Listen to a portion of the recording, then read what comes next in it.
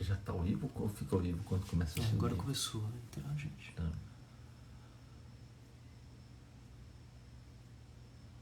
Agora tá indo.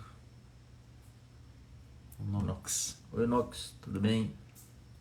Boa noite. Boa noite, todo mundo. Bem-vindos, bem-vindas. Nosso quintal. Nelly. Olá, Nox. Elza.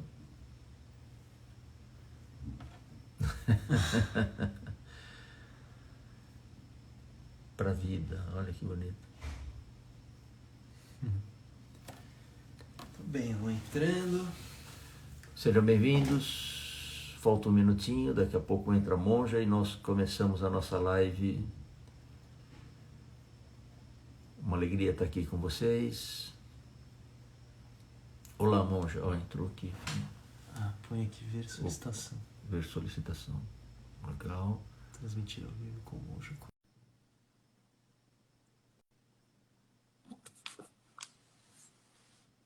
Alô. Olá, Monja. Olá. Namastê. Namastê, namastê, que bom. Ficou uma luzinha aqui, fiquei menos fantasmagórica.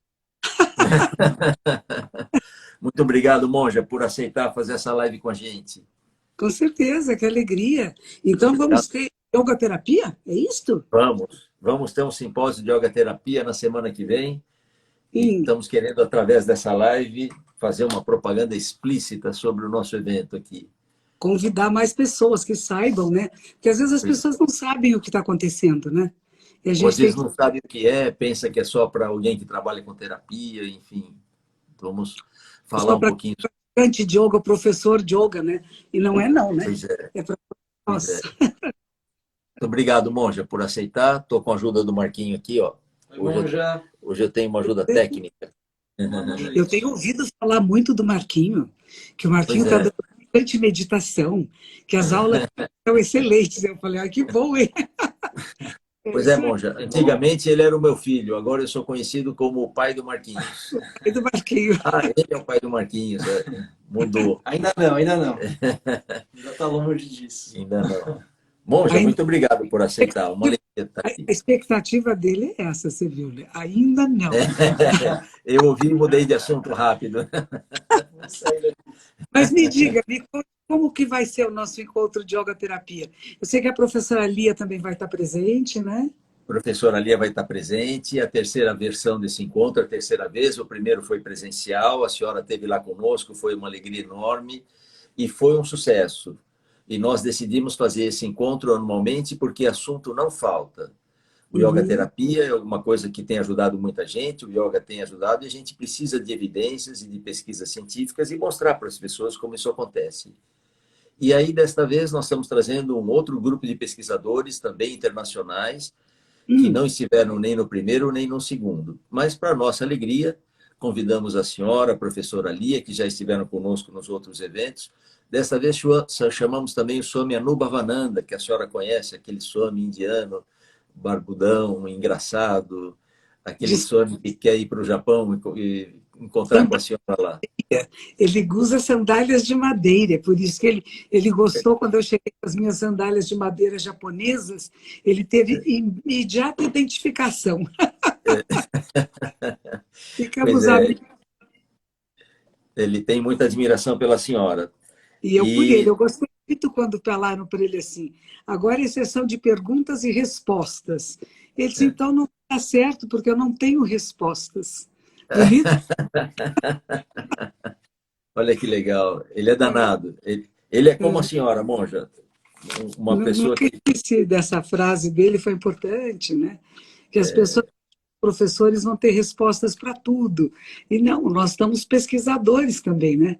Nós estamos numa senda há mais tempo do que outras pessoas, mas não significa que a gente saiba tudo, né?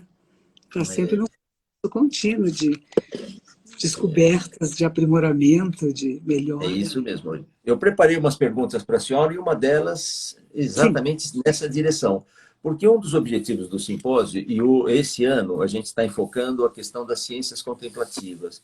Existem muitas linhas de meditação, muitas correntes de meditação, elas têm coisas em comum, elas têm algumas divergências, e todas elas se mostram muito importantes na ajuda, especialmente nesse período de pandemia, ou na nossa saúde mental, na nossa saúde física, obviamente, sem dúvida, na saúde espiritual. Como a senhora vê a ajuda dessas tradições todas hoje na nossa saúde física? Como que esse aspecto espiritual hoje tem se tornado tão importante para a gente manter a saúde física, obviamente a saúde mental? Eu acho que estão ligados, eles não estão separados, né? O nosso corpo físico, tanto que tem aquele mente sã em corpore sano, né? A mente sã está num corpo são. Então é preciso que ambos estejam em equilíbrio. Não existe só a mente equilibrada e o corpo em desequilíbrio, né?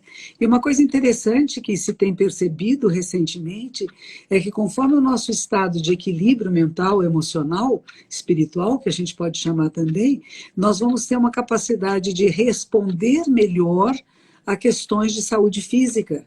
Primeiro que através da prática do autoconhecimento, tanto da meditação como do yoga, nós temos consciência do nosso corpo e sabemos a sua necessidade.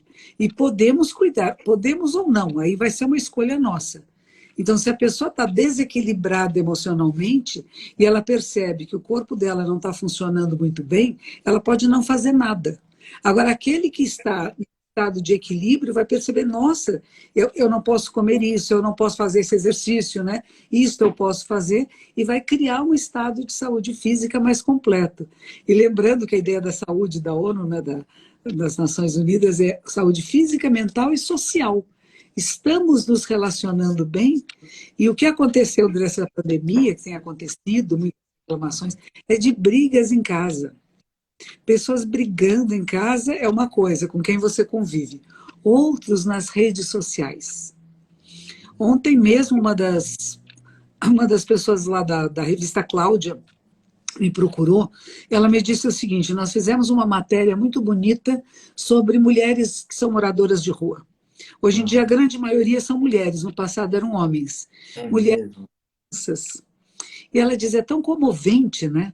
E fizemos fotos das mulheres com o bebezinho no colo. E ela diz assim, recebemos tantas ofensas por causa disso. Tanto ódio, tanta raiva, dizendo por que elas foram ter relação, por que não ficaram em casa, por que foram fazer mais filhos, por que o governo tem que ajudar, eu também preciso de ajuda. Foi uma coisa tão violenta que ela falou assim, nossa, monja, a senhora me ajuda a pensar como é que nós podemos fazer com que as pessoas saiam desse ódio, saiam dessa briga, dessa coisa que sempre tem alguém, mas eu acho que tem a ver com a pandemia. Tem a ver também com ficarmos trancados em casa e estamos insatisfeitos. Por isso que é importante conhecer a mente e conhecer o corpo. Se eu percebo a minha insatisfação, eu não vou ficar jogando no mundo, não vou soltando palavrões, agressões, porque isso volta para mim. E eu não vou encontrar um estado de plenitude, de paz. Mas na hora que eu percebo o que está acontecendo, eu posso trabalhar com as minhas emoções e com isso eu vou criar um estado de equilíbrio físico, que está ligado ao nosso equilíbrio emocional, né? Que legal, monja. Eu tenho dito para os alunos, a pandemia nos obrigou a um distanciamento físico, mas não a um distanciamento afetivo. Nós nos distanciamos fisicamente, mas a gente poderia estar mais próximos afetivamente. Quando eu estou dando aula agora pelo computador, pelo Zoom, eu estou na casa dos alunos, eles estão na minha casa. A senhora está aqui, eu estou no meu quarto, minha bagunça na minha cama. Então há uma intimidade. Eu estou dando aula e eu vejo que os alunos têm cachorrinho, gatinho, passa o gatinho, passa a criança. Tem uma senhora que faz a prática de yoga no dia da faxina, e eu vejo ali a faxineira passa com o rodinho, passa com o balde, a outra faz com a televisão ligada. Nós ficamos mais íntimos, por um lado, o que nos deveria fazer de nós pessoas mais compreensíveis. Mas, às vezes, não. Eu senti um pouco dessa hostilidade, alguma coisa um pouco forte, um distanciamento que nos obrigou e deixou muita gente ranzinza.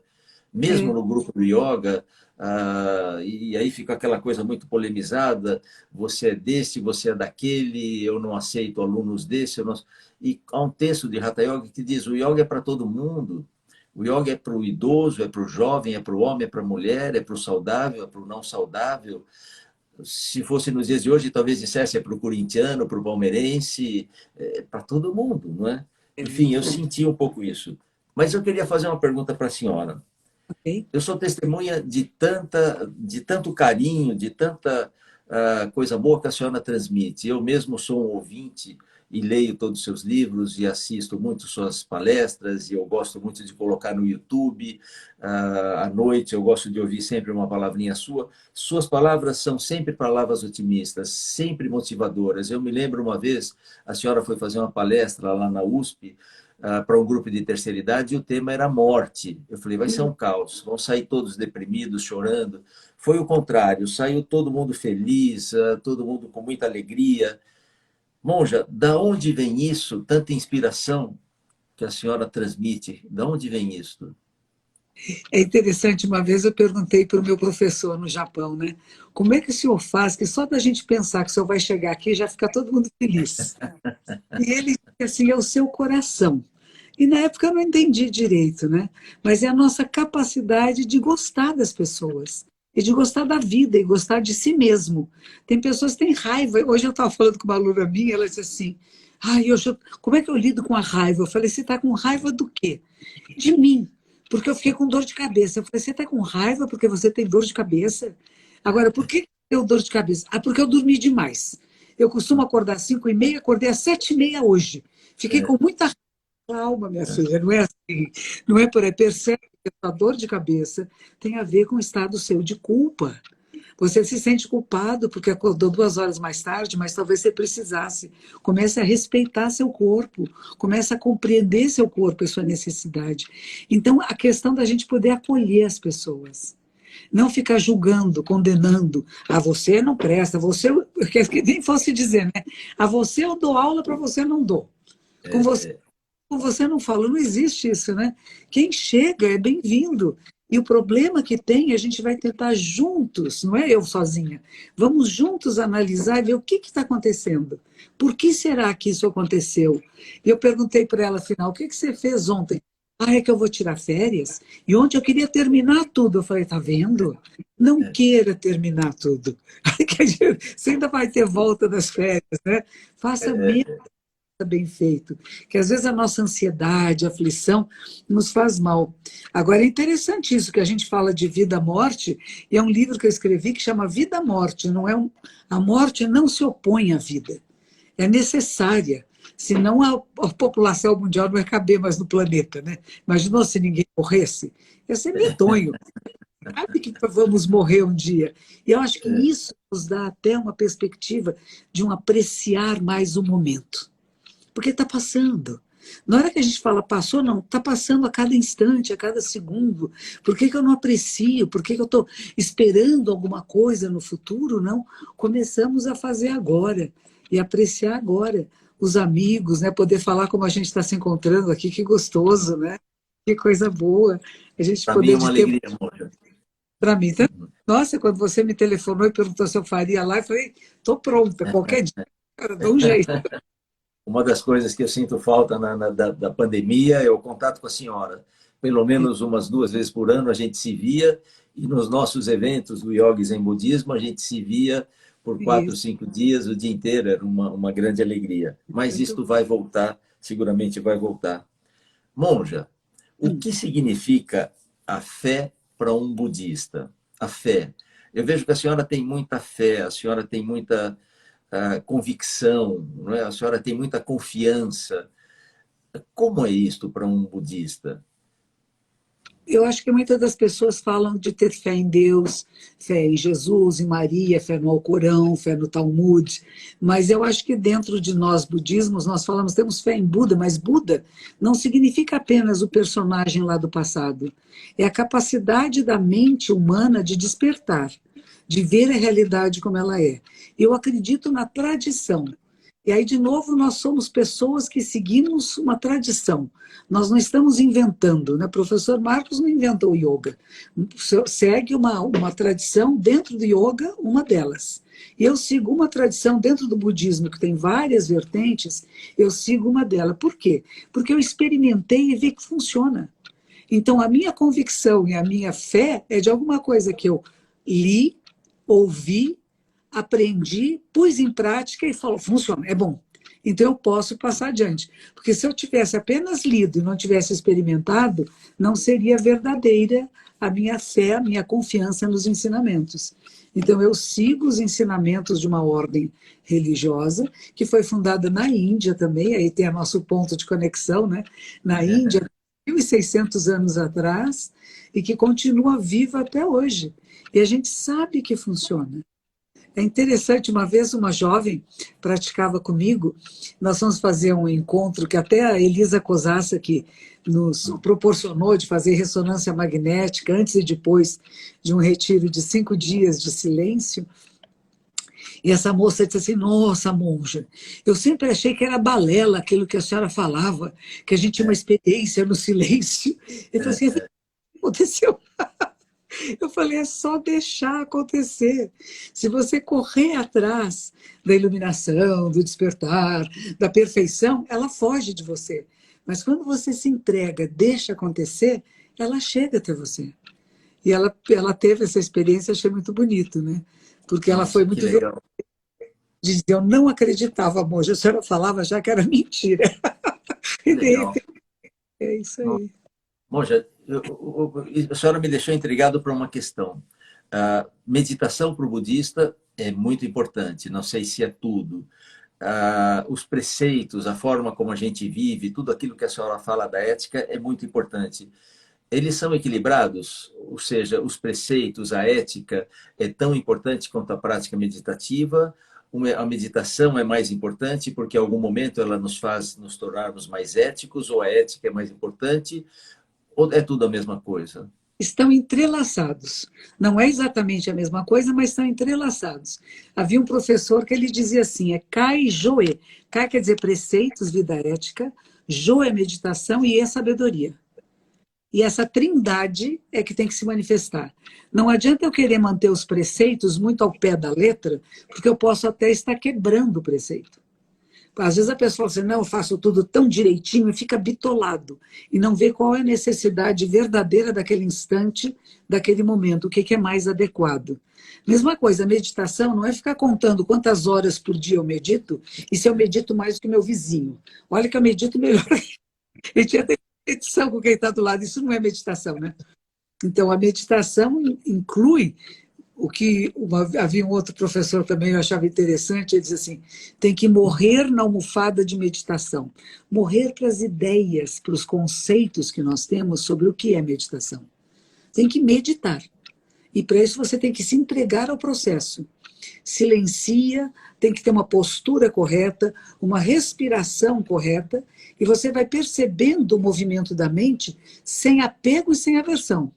E vai deixando, percebendo também os momentos de silêncio que existem, entre pensamentos, memórias, sensações, e você vai percebendo que tudo isso é você. E você percebe isso nas outras pessoas. Então, cessam as discriminações, os preconceitos, porque você se identifica, e não só com os seres humanos, mas com a vida da Terra. Com a abelha, com a baratinha, com a formiga, com tudo. Tudo que existe, cada folha, cada punhado de areia, cada punhadinho de terra, contém toda a vida do universo. E cada um de nós também contemos toda a vida do universo. Então, quando a gente percebe isto, mas isso é quando entra no que no yoga também vai chamar de samadhi, que é os níveis profundos de meditação. A gente começa olhando, percebendo que pensa, eu não consigo meditar, eu penso muito, mas eu sou uma pessoa muito ética, eu sou tão correta que aquele ali não é. Acabou.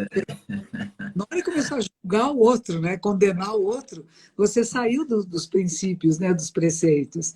Então, viver os preceitos. Dogen Samar, que é o fundador da minha ordem, ele dizia que no momento de meditação verdadeira, todos os preceitos são mantidos. Mas também no momento em que um preceito está sendo mantido verdadeiramente, é porque você entrou nesse processo mais profundo de meditação. E a sabedoria surgiu. Mas a sabedoria estava lá desde o começo. Foi a sabedoria que nos trouxe a uma sala de yoga. Foi a sabedoria que nos fez procurar por uma meditação, por uma prece, por uma oração, por um texto. É a sabedoria que nos empurra. Não é que a gente vai catar a sabedoria em algum lugar, ela está em toda parte. Mas há momentos que a gente desperta e a percebe. E aí é o momento de plenitude, né? E não fica. Legal. Não, ele escapa também, viu? Não pense que é para sempre. De vez em quando escapa. Aí você fala, opa, peraí, eu já sei, já sei. Eu já estive lá. E aí você conhece o caminho para voltar ao estado de equilíbrio. Que legal, Monja. Só para lembrar as pessoas que estão nos ouvindo, nós vamos fazer o simpósio, o terceiro simpósio de Yoga Terapia, no dia 11 e 12 de setembro. E esta terceira edição vai ser online, e vamos discutir esses temas, saúde, meditação e todas as ciências contemplativas e como isso tem ajudado, com evidências científicas e também com as experiências, os relatos de pessoas como a própria monja, o Swami Anubhavananda, a professora Lia Diskin. Eu tive um professor na Índia, professor Shri Krishna, e ele dizia de uma forma muito bonita, como a senhora está dizendo aqui: quando você estiver com os outros, esqueça-se de você. E fique com os outros, converse com os outros, como você pode ajudá-lo, ouça, dedique-se a ele. Em geral, quando a gente está conversando com alguém, ele está me contando uma história, eu já quero contar a minha história, eu quero contar da minha viagem, e ele diz, não, ouça, fique com ele. Mas quando você estiver em meditação, esqueça-se do outro. Mas parece que a gente faz o contrário. Na meditação, fico pensando no outro. Não, porque esse é assim, aquele é sábio, vou fazer isso. E quando a gente está conversando com o outro, a gente acaba se esquecendo do outro e só pensando na gente. E a senhora me fez lembrar isso, não do que a senhora acabou de falar. Monja, eu separei perguntas, eu preparei, ensaiei, fui, voltei, não é? Como é a vida de monge, monja? Como é a vida de monge? Depende. Tem vários monges e cada monge vive de uma única maneira, porque somos seres humanos e cada um tem as suas características e seus lugares de habitar. Por exemplo, no Japão agora, as monjas que estão no mosteiro têm uma determinada rotina, que eu estive lá por 8 anos, mas no momento eu não faço essa mesma rotina. Elas acordam às 4 da manhã, às 4h15 estão meditando, às 5 horas já estão começando as liturgias matinais, depois disso vão faxinar o templo inteirinho e vão tomar o café da manhã às 7h30. Então, das 4 às 7h30 ficam em jejum, fazendo atividades, algumas físicas, porque a faxina é bem forte, e às 7h30 tem um café da manhã. Depois disso tem o quê? Talvez uns 15 minutos de intervalo e começam aulas. Então tem aulas de diferentes coisas, né, dentro do budismo japonês, de textos para ler, de poesia, de costura, de arranjo de flores, de cerimônia do chá, de como falar em público, como contar história para criança. São várias aulas diferentes, caligrafia, tudo faz parte. Depois você se forma, você não fica, o templo você não fica para sempre. Só quem se torna professor do templo. Fora disso, nós passamos por uma temporada e saímos para trabalhar em que seriam paróquias, vamos dizer assim, em templos que cuidam de determinadas áreas da cidade. Isso no Japão, onde todos são budistas, 80%, 90% da população é budista. Quando a gente chega aqui no Brasil, nós temos que atender o quê? A colônia japonesa, que é budista. Mas os filhos e os netos da colônia japonesa também já não são mais budistas. Então, eles pedem cerimônias para os seus avós, mas eles geralmente não praticam também. E quem é que veio encontrar o budismo? Brasileiros, que se interessaram pelo Zen, pela meditação, pelo autoconhecimento. Então, a minha vida aqui é diferente de monges que estão ou no Tibete, ou que estão em outros países da Ásia e que vivem em comunidade monástica. Temos muito poucos monges aqui no Brasil. Nós geralmente moramos em cidades diferentes ou na mesma cidade e temos as nossas comunidades laicas. Alguns vão se tornando monges e quando se tornam monges vão abrindo outros espaços. Então nós não moramos juntos. Eu moro com a minha discípula que se formou no Japão também, somos nós duas aqui nesta casa. Ela faz as suas programações online e eu faço as minhas. Então, nós temos um horário de manhã que acordamos, que meditamos, fazemos a oração matinal, e aí é cada uma para o seu lado. Ela tem um grupo de pessoas para quem ela dá aulas, que ela dá atendimento pessoal, eu tenho um grupo de pessoas que eu dou aulas, fazemos lives em momentos diferentes, e assim a nossa vida é numa casa que não é um templo com muitas pessoas morando, ainda mais com a pandemia, todas as nossas atividades presenciais se tornaram online. Então a gente faz retiros online, enfim, é o que dá para fazer online, né? Mas é uma vida de dedicação, é uma vida de muita disciplina, pelo que a senhora está dizendo, é uma vida feliz, uma vida plena, mas não é uma vida fácil, não é? É uma vida, pelo que a senhora está... Eu acho que são as nossas escolhas, né? Eu acho que quando a gente escolhe uma coisa que a gente gosta, não é difícil. Tem seus momentos de dificuldade. Às vezes me falta tempo de estudar mais. Coisas que eu gostaria de estudar para mim. Eu estou muito tempo atendendo pessoas, apagando incêndio, eu digo, né? Chegam muito aflitas, desesperadas, então a gente tem que dar atendimento, né? Escrevi muito também da pandemia. Me solicitaram muitos livros. Não é que eu dissesse, vou escrever, não me pediram, eu fui fazendo. E agora também tem uma opção de livros já engatilhados aí que já me fizeram contratos. Então, a minha vida é bem ocupada. Eu digo, eu não tenho folga. O pessoal diz assim, ter férias, eu não sei o que é férias. As minhas férias eram os nossos encontros no Zen Yoga, lá em Ubatuba, depois em São Roque, eram minhas férias, porque eu não precisava ficar dando aula o tempo todo, eu podia ter as aulas de yoga com vocês, né? Com a família toda, e podia ir para a praia, eu podia caminhar na montanha, e tinha 2 horas por dia que eu trabalhava, né? Porque fora disso, estando aqui em casa, no templo, eu trabalho quase que incessante, não delimitando muito, né, os momentos de comer, de trabalhar, de dormir, fica tudo meio misturado. Mas eu acho que deve dar à senhora uma sensação de plenitude, sabendo que a senhora ajuda tanta gente. Eu sou testemunha, já viajamos juntos, não só para a Índia ou para o Japão, mas aqui.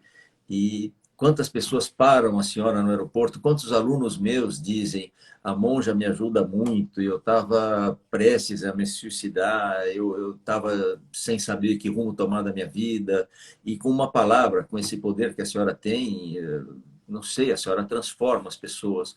Uma outra pessoa que tinha uma capacidade como essa, mas naquela época não tinha tanto acesso, não, a senhora conseguiu expandir isso muito mais, era o professor Hermógenes. Ele falava alguma coisa e ele atingia o coração das pessoas, e a senhora também tem esse poder, né? A senhora também tem esse carisma, eu não sei como chama isso, né? Mas isso deve, de alguma forma, dar a sensação para a senhora de que a senhora está cumprindo o seu papel, né? Está fazendo, né, plenamente o que tem que ser feito. Não, isso é verdade. A gente tem esse retorno muito positivo, né? Esse retorno das pessoas dizendo, puxa, me ajudou, ainda bem, muito obrigada, né? E a gente percebe que realmente, eu acho assim como o professor Hermógenes, quando eu conheci ele, ele disse assim, nós vamos falar de coração para coração. E é mais ou menos isso, né? O professor Marcos também faz isso, né?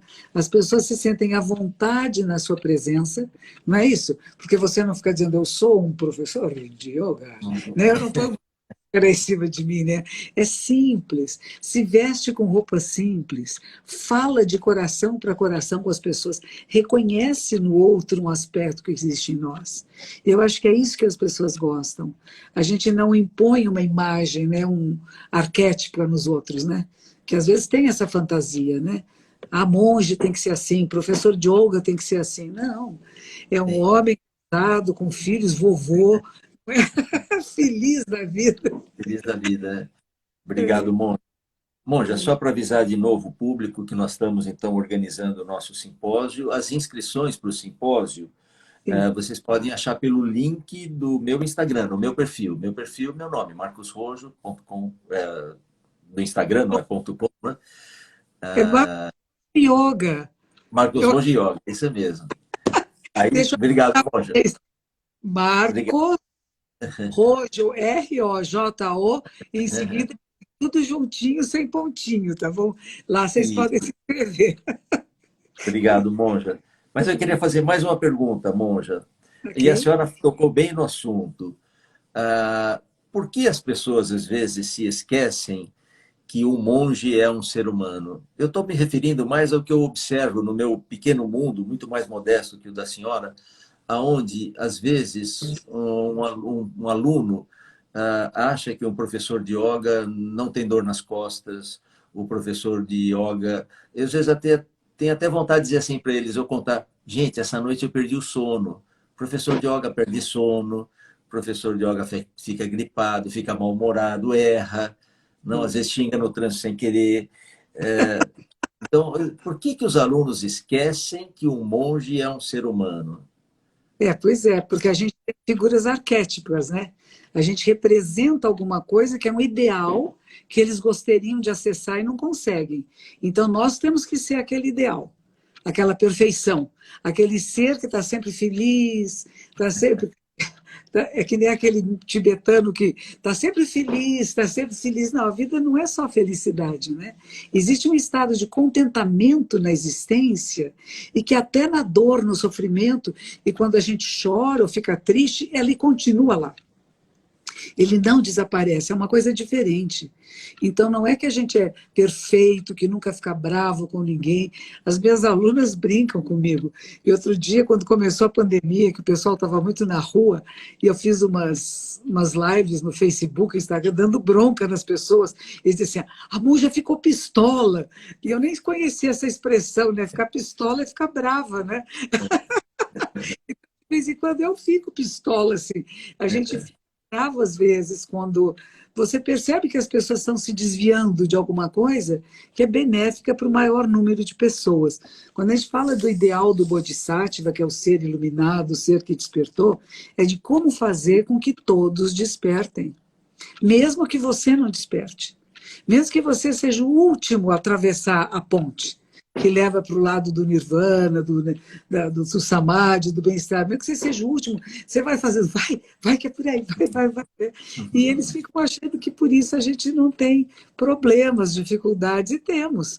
Mas talvez a gente saiba lidar com eles com mais leveza. Por mais terrível que seja a questão, a gente sabe que, primeiro, que tudo é passageiro, e que as causas e condições, se não estavam propícias naquele momento, nós podemos tornar propícia mais adiante. Não é? Você não construiu agora tão bonito o seu espaço? E eu vou comprar um terreno em Campos do Jordão. E nós vamos construir um templo em Campos do Jordão. Então vai ser muito bonito, tá vendo? O tempo precisa de um certo tempo, de organização, das causas e condições sejam favoráveis, das pessoas à nossa volta também terem a mesma intenção, e a gente vai deixando um legado bonito, né, para quem virá depois. Mas, enquanto isso, a gente vai apreciando, não vai reclamando. E claro que é difícil. A sanga, a vida em comunidade é difícil. Relações humanas são complicadas. Mas quando você se identifica com o outro, você não luta contra. É um pouco o que o seu professor falou para você. Estando com alguém, esteja com esse alguém. Presença pura, ouça, esteja junto. Não fique pensando o que eu vou falar depois, né? O depois chega. Nossa, Monja, parabéns, que lindo. A senhora vai construir um templo lá em Campos, que gostoso. Campos do Jordão. Muito. Eu tenho certeza que a senhora não constrói o templo para a senhora, que a senhora constrói isso para difundir e acolher as pessoas e poder falar dessas coisas maravilhosas que a senhora sempre fala. Eu construí meu espaço, sim. Eu quis ficar a vida inteira. Eu dei aula em lugares adaptados. Então, eu dava aula de yoga no quartinho de casa e depois aumentava o número de alunos, eu quebrava aquela parede, aumentava aqui. Sempre foi muito adaptado. E aí resolvi, quando eu me aposentei da USP, peguei meu fundo de garantia, falei, vou comprar um terreninho, comprei e construí muito próximo de onde é o espaço antigo. E não consegui inaugurar, veio a pandemia, tá lá, e tá bom. Eu falei, o que eu vou fazer disso? Eu vou fazer uma pizzaria, o que eu vou fazer? Aluno, nunca mais vou dar aula de yoga, eu dou aula pelo Zoom, o que eu faço com isso agora? Não. É claro que a gente tem a ideia de usar e o privilégio de ter esse espaço, não como se fosse uma coisa minha. Aí estamos começando a voltar com as aulas presenciais, e eu disse para os alunos, gente, isso aqui é para vocês. Isso. Mas ao mesmo tempo que eu disse isso, eu pensei assim, parece uma daquelas frases que a gente diz, não já meio de forma automática, não, o lugar é seu. Mas é isto. Para que eu quero aquele lugar para mim? Não é? Se não é para ter os alunos e a gente poder falar sobre yoga, se não é para a senhora ter um templo budista, para poder reunir as pessoas e fazer os rituais e demonstrar todo esse carinho através das palavras e das ações, então eu desejo muita sorte, que a senhora tenha um belíssimo templo, que eu possa ir muitas vezes lá, fazer muitos retiros Igualmente. com a senhora. Admiro muito a senhora, gosto muito, sinto saudade de estar mais próximo dos nossos eventos e, enfim, de tocar. Não, não sei se é contra o protocolo, mas toda vez que eu a vejo, eu abraço e sinto muito carinho pela senhora. Agradeço muito a deixa que a senhora deu e peço uma mensagem antes da gente terminar, porque nossas lives nunca são muito longas. Não? Eu gosto de lives de meia hora. Né? Eu acho que a relação de afeto é mútua, eu acho que a gente tem esse afeto que nos une, que é, e essa proposta mesmo de como fazer para o bem de todos os seres, né? Então, tudo que nós possamos estar construindo nunca é para dizer eu fiz. Nós fizemos e fazemos juntos. E fazemos juntos para que tenham mais pessoas, mais professores, mais pessoas possam se formar e levar adiante essa tradição que não desapareça conosco, né? Eu acho que talvez esse seja o aspecto principal. Eu espero encontrar todas essas, tem 1.400 pessoas nesse momento aqui, que elas estejam conosco. É o fim de semana, não este agora, o outro. Lembrando para eles, é dia 12. E vocês podem se inscrever por Marcos Rojo Yoga, @ né? No Instagram. E vai ter muita gente gostosa da gente ouvir, da gente estar junto e praticar o que ouve. Não só ouvir e achar bonito, mas procurar e pôr em prática na sua vida. Então, quando você for responder um e-mail com braveza, quando você viu uma coisa que você não gostou e fica com vontade de xingar, segura um pouquinho, respira. E encontra um meio hábil de dizer a mesma coisa, mas com delicadeza e com respeito. E a gente vai criar um mundo maravilhoso para todos nós. Obrigada, professor, por me chamar. Obrigado, Mônica. Muito obrigado. Fico muito orgulhoso da senhora aceitar sempre o nosso convite. Obrigado a todo mundo que nos assistiu e espero vê-los lá também no nosso evento, que a gente vai poder ouvir mais a Monja e outros professores, nossos amigos, nossos colegas de jornada. Obrigado, Monja. Obrigado a todo mundo. Boa noite. Boa noite. Namastê. Obrigado. Namastê. Tchau.